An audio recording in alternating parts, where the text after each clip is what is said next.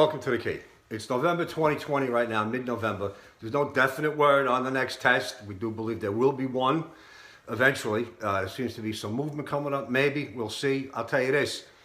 The moment we have concrete information about any upcoming exam, sergeant, lieutenant, or captain, we'll let you know.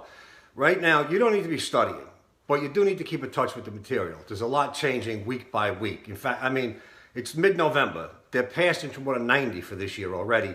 My Interim Order recap is, it's like 40 pages already. I'm going to cover two Interim Orders right now. Cover them real quick.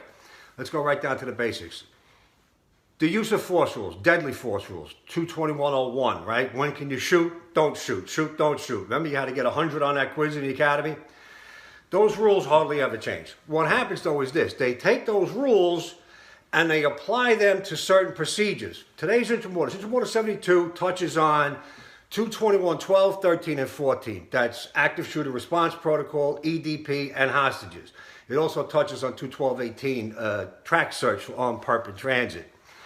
Then Interim Order 73 touches on 221.04, firearms discharged by a member of the service. They take the rules from 221.01, right? They're golden rules. They manifest them into these procedures because these procedures may entail you having to shoot someone, right? And they tweak them. And that's where the hard questions come from. You got 221.01 memorized. Since the academy days, they're memorized. Then they get tweaked down here in 221.12, 13, 14, and it can get a little hairy. They just changed those tweaks, okay? Vital for us. When you look at today's lesson, it's only 5 pages.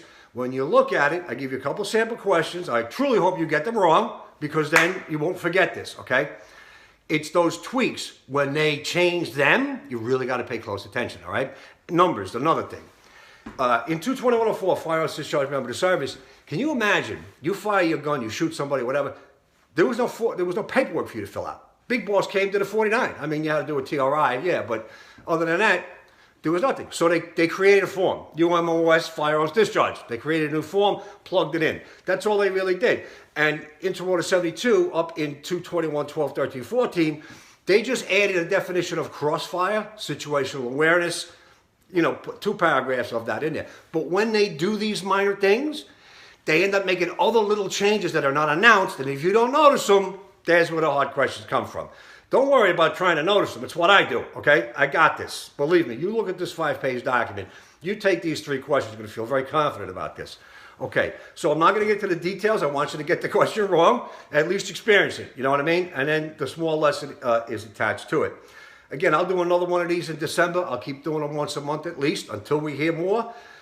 Listen, whatever happens going forward, hang in there, stay in touch. And then when the time comes and we get definite information, we'll let you know and we'll hit the ground running. All right, take care.